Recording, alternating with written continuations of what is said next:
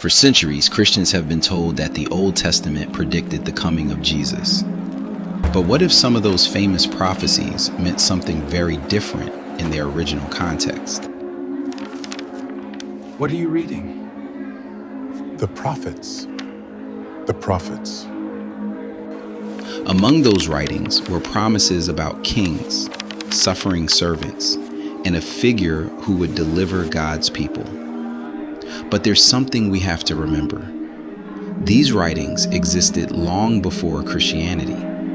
So what did these words actually mean to the people who first heard them? To understand that, we have to go back to the 8th century BCE, when Judah was facing a very real political crisis.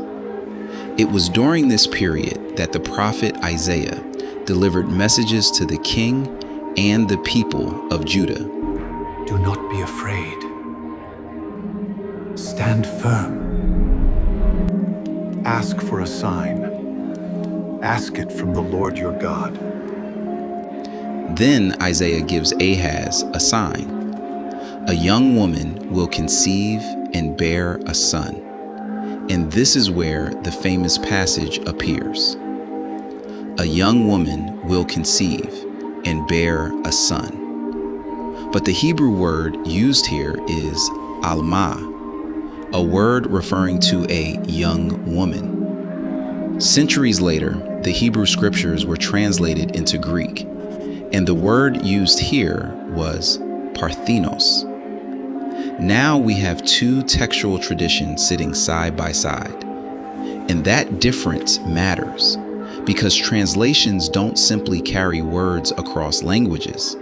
Sometimes they carry interpretations. Then, in the 1st century, a new movement began reading these ancient scriptures through the story of Jesus. The question was no longer only what Isaiah had meant in his own time, but what his words could mean in light of Jesus.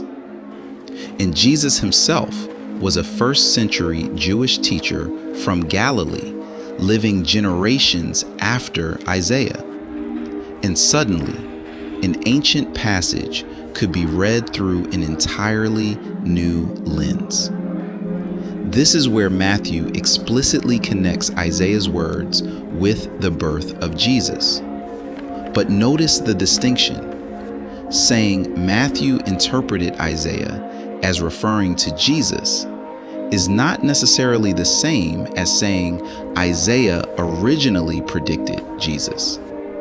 One text can have an original historical context and later acquire a completely new meaning. So was Isaiah predicting Jesus, or was an ancient prophecy being reinterpreted through a new story? You decide. Third Eye Decoded. Question what you've been told.